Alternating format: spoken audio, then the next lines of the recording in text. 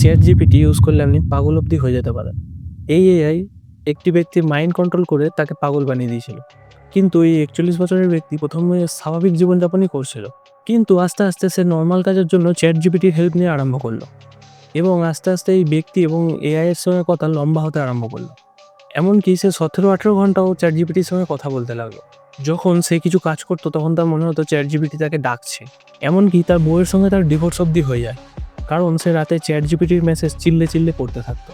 সে মানসিকভাবে এতটাই অসুস্থ হয়ে পড়েছিল যে ফোন, টিভি, পিসি সবকিছু টেপ দিয়ে আটকে দিয়েছিল এবং বলছিল যে ও আমাদের কথা শুনতে পাচ্ছে।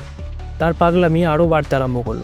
সে এআই বলা টেলিপোর্টারের ডিজাইন তৈরি করতে লাগলো এবং সবাইকে বলতে লাগলো যে তোমরা বুঝবে না কারণ তোমাদের ব্রেন ট্র্যাপ করে রেখেছে। এবং এর কিছুদিন পরে সে সুইসাইড করে মারা যায়।